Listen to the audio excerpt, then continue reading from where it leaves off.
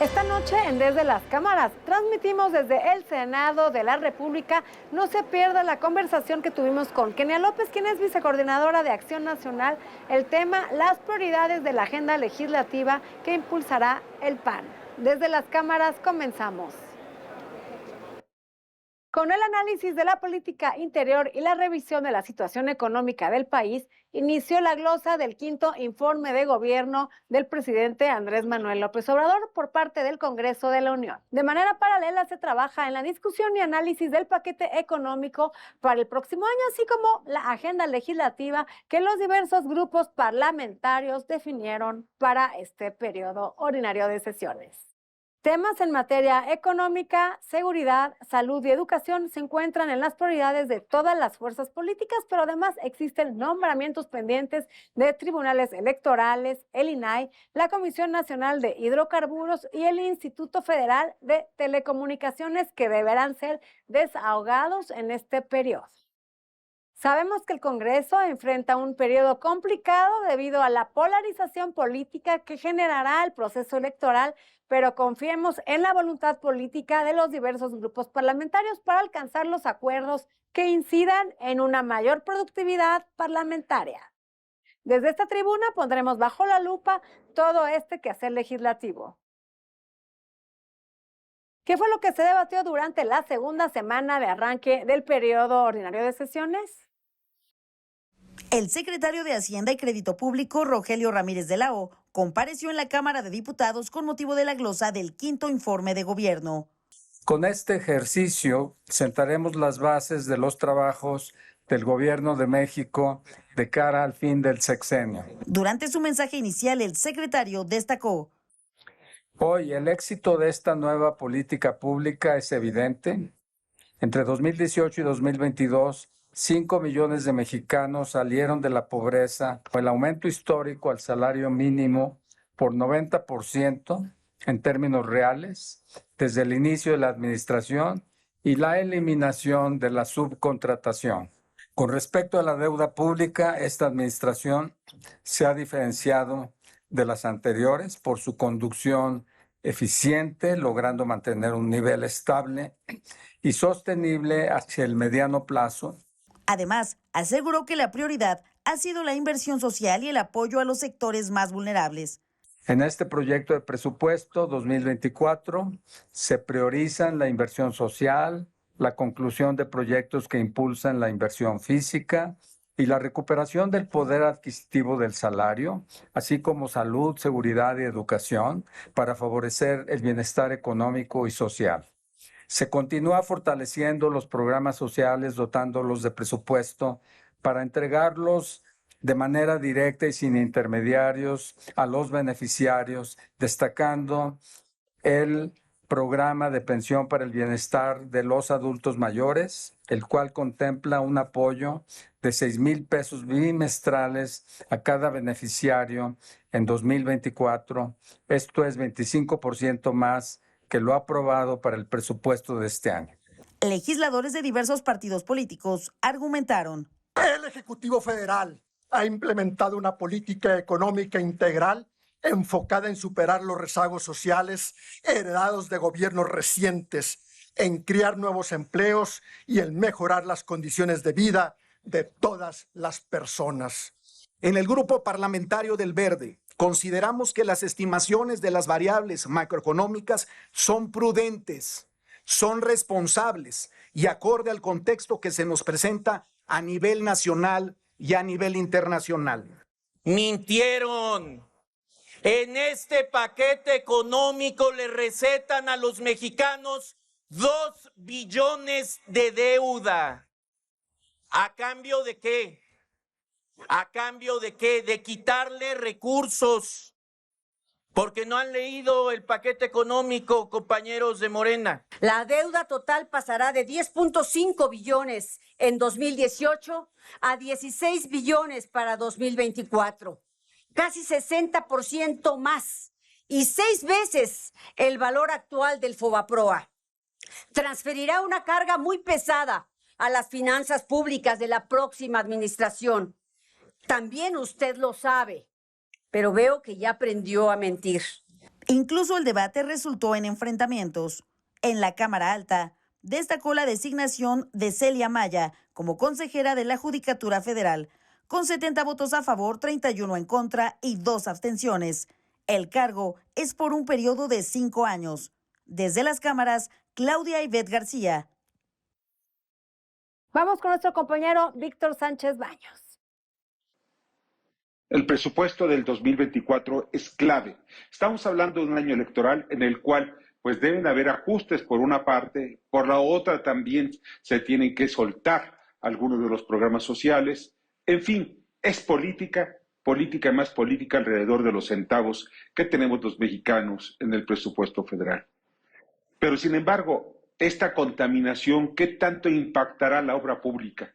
¿Qué tanto impactará el desarrollo de la sociedad?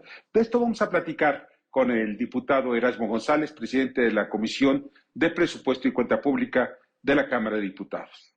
Definitivamente estamos transitando un proceso de análisis, un proceso de debate en la Cámara de Diputados sobre este proyecto de presupuesto de egresos para el próximo año 2024 que puso a consideración el titular del Poder Ejecutivo Federal y que tiene vertientes muy específicas y notorias. Destaca la primera que yo mencionaría es la inversión social, muy importante y que se ha visto desde el inicio de esta administración pública federal, con una inversión de 727,000 millones de pesos que va específicamente a programas de bienestar, en donde destaca la pensión del adulto mayor, que se tiene programado un incremento del 25% a esta, que alcance los 6,000 pesos bimestrales, y otras como el apoyo a los jóvenes en educación media superior y las personas con discapacidad permanente, que son programas pues, que están hoy garantizados y que son respaldados por la reforma constitucional que en algún momento en la legislatura pasada se realizó.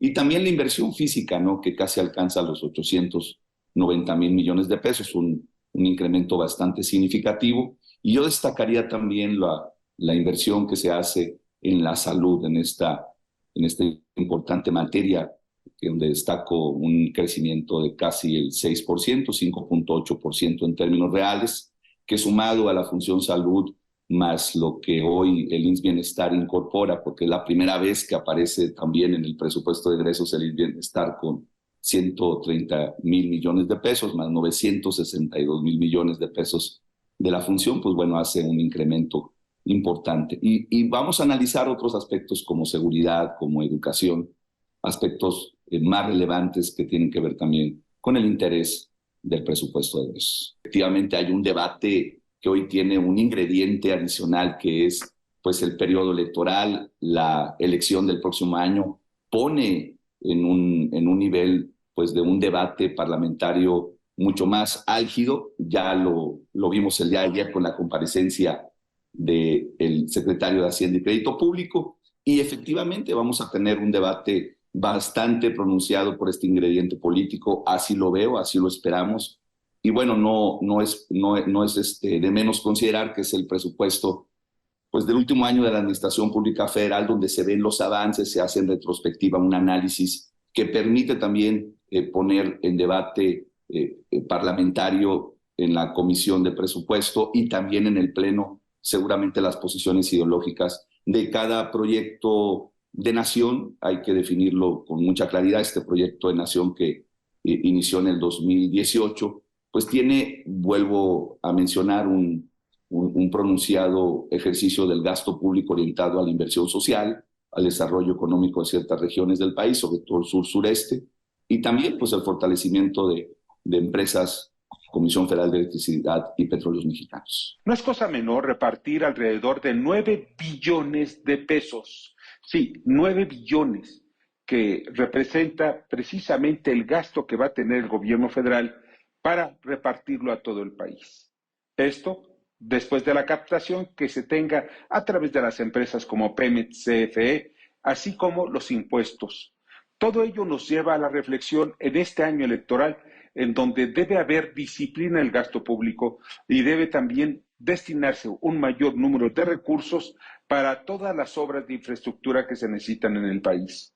Los mexicanos estamos envueltos en política, pero al mismo tiempo necesitamos orden en las finanzas públicas, como se ha llevado hasta este momento. Toca el turno de la opinión de Alicia Salgado, experta en economía y finanzas. Hola Adriana, ¿cómo estás? ¿Qué tal a todos los amigos de la audiencia? Muy buenas noches.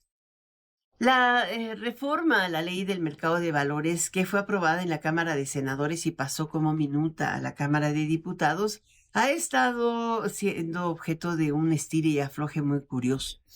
No necesariamente de integrantes realmente de la Diputación o Coordinación de Morena y sus partidos aliados, sino a veces pareciera que fuera zancadilla entre dependencias. Bueno, lo cierto es que la semana antepasada hubo una convocatoria de la Secretaría de Economía en la que se invitaba a los diputados de la Comisión de Economía y Competitividad a conocer a detalle el contenido o la propuesta o la posición de la Comisión Nacional Bancaria y de Valores respecto a dicha iniciativa. La sorpresa fue que al llegar estaba la vicepresidenta de regulación de la comisión y ella pues no contaba con el respaldo de la comisión para ir a dar esa opinión. Era muy en mutuo propio, pero la presentaban como si fuera de la comisión. Una vez que llega a voz de la Secretaría de Hacienda, dicen, oye, en primer lugar, la comisión no está expresando esto y en segundo lugar, la Secretaría de Hacienda sí lo está, sí la revisó, la está presentando y está de acuerdo con el contenido de la misma. De hecho, hubo una reunión después en la Subsecretaría de Hacienda a la que convocan integrantes de las comisiones de Economía y también de Hacienda y Crédito Público, más representantes de los gremios, financiero, del gremio bursátil, empresariales y técnicos y funcionarios de todas las dependencias ya con la representación oficial para que los diputados tuvieran conocimiento pleno de las condiciones de negociación y armado de esta reforma, el objetivo que persigue para fomentar la inclusión de las micro y pequeñas empresas en el mercado de valores. Así es de que hoy por hoy creo que quedó tan claro que se dice que una vez que haya pasado este miércoles, fue ayer, la comparecencia del secretario Rogelio Ramírez de la O, podrían iniciar en la Comisión de Hacienda que encabeza el diputado Luis Armando Melgar, la Comisión de Hacienda, el proceso de dictaminación de esta minuta del Senado. Y bueno, habrá quien se oponga, punto 2, pero más por sistema. Esto pasó allá en la Cámara de Senadores, salió por unanimidad. Aunque los diputados de oposición lo que hicieron fue abstenerse, pero por, insisto, sistema, no por convicción. En fin, es algo que seguramente veremos aprobado o llegado al Pleno en 1 o 2 semanas. Hasta la próxima, Adriana. Yo pongo este tema bajo la lupa desde las cámaras. Vamos a un corte comercial y no se vaya porque a nuestro regreso platicaremos con la senadora Kenia López, que nos platicará sobre las prioridades de la agenda legislativa que impulsará Acción Nacional. ¿Qué creo que es necesario corregir en este lugar? 3 cosas. Es necesario que haya seguridad. Urge que haya seguridad en esta ciudad, porque lamentablemente si no tienes seguridad, si no estás vivo, si no estás total, cualquier otra cosa no es importante.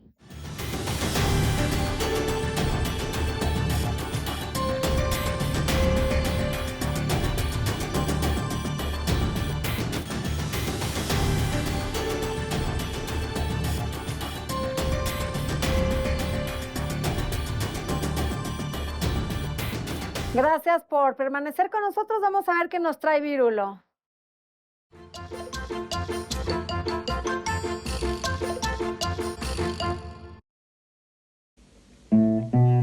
El comunismo es la sociedad con que soñaba don Carlos Marx, donde los medios de producción no estén en manos de algún cabrón. No habrá gobierno ni policía, repartiremos la plusvalía y en este mundo de la igualdad todos tendremos felicidad. Pero si ganas la lotería vas a olvidarte de esta utopía y de esos sueños intelectuales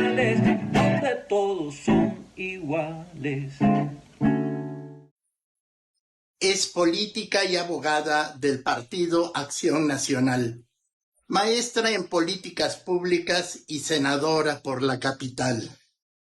Esta noche nuestra invitada, Kenia López Rabadán, que es vicecoordinadora de la bancada del PAN. Explicará las prioridades que su partido quiere impulsar en la agenda legislativa. Vamos todos a escuchar.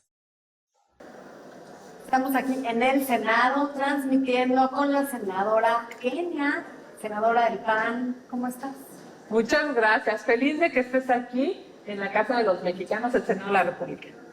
Pues muy contentos que nos hayas invitado aquí al Senado y platícanos, está iniciando este periodo de sesiones que es el último año de esta legislatura, tanto para diputados como para senadores, y además es un año que se empalma con los tiempos políticos que son muy acelerados con este año electoral, que va a ser uno de los más importantes de la historia contemporánea de nuestro país.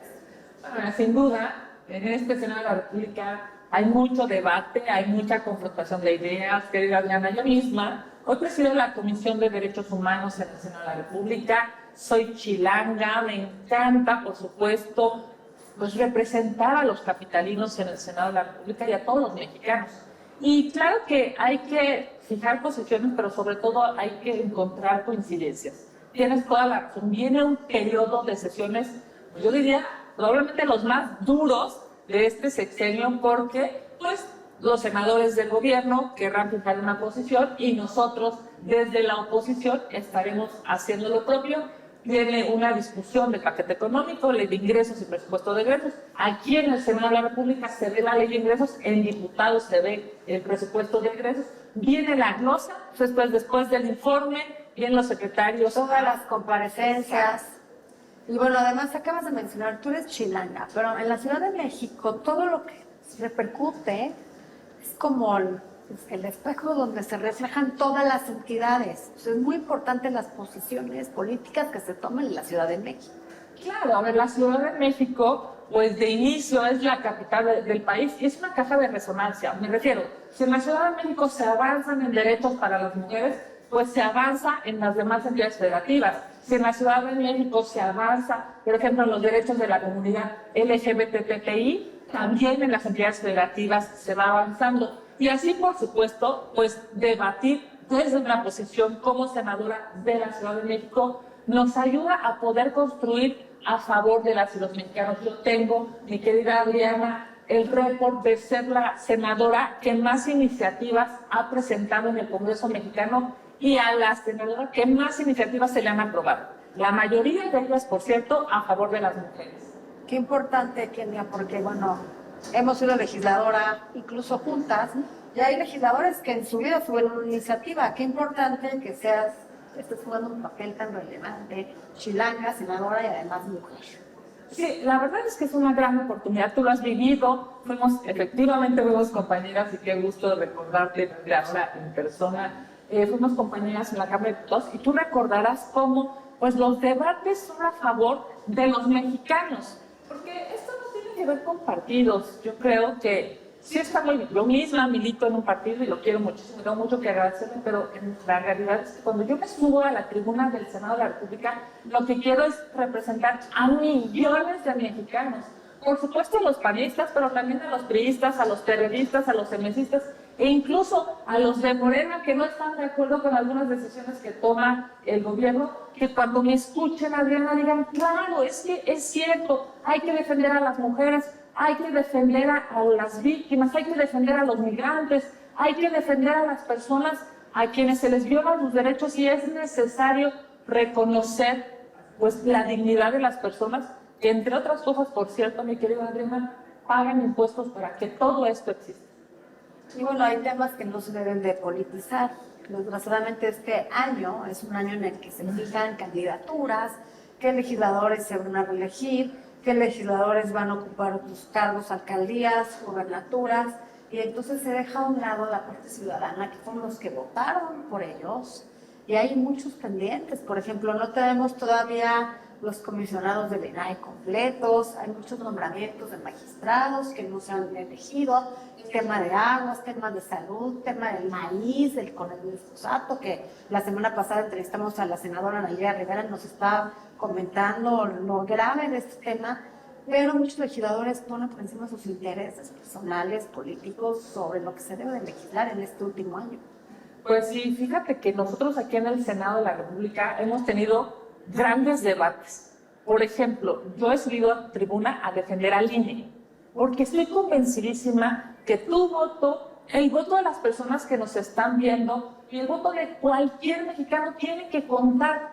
Y mira, este INE ha demostrado autonomía, independencia, objetividad, porque cuando ganó el PAN se le reconoció, y cuando ganó el PRI se reconoció, y cuando ganó Morena se reconoció. De eso se trata la democracia, de que nuestro voto cuente. También me he subido a defender, por ejemplo, al INAI, ¿no? Que incluso estuvo paralizado porque en el Senado la mayoría del grupo gubernamental, el grupo oficialista, pues no quiso definir a una o dos personas que teníamos pendientes, o tres personas, es increíble, ¿no? Para que el INAI pues pudiera seguir trabajando. Qué bueno que la Corte, por cierto, enmendó la plana del Senado de la República y hoy el INAI sigue trabajando. Déjame decirte algo. Si no hay transparencia, ¿cómo vamos a ver cuándo y en qué se gastan los impuestos del gobierno? Si no hay democracia, ¿cómo vamos a esperar llegar a unas elecciones en donde efectivamente nos representen las personas que queremos? Si no hay justicia, hablando del Poder Judicial o de la Suprema Corte de Justicia de la Nación, si no hay justicia, entonces ¿cómo vamos a poder emparejar ese piso tan disparejo que hay hoy? Perdemos libertades si no hay justicia. Claro. Bueno, el tema de transparencia, cuánto costó el Tren Maya, cuánto costó la refinería, cuánto costó migrar de un aeropuerto que iba a ser funcional a uno no funcional. Todos esos temas pues, que tienen que estar en la mira ante los ojos de los mexicanos. Y te voy a decir una cosa, yo siempre he votado a favor de los programas sociales, ¿sabes?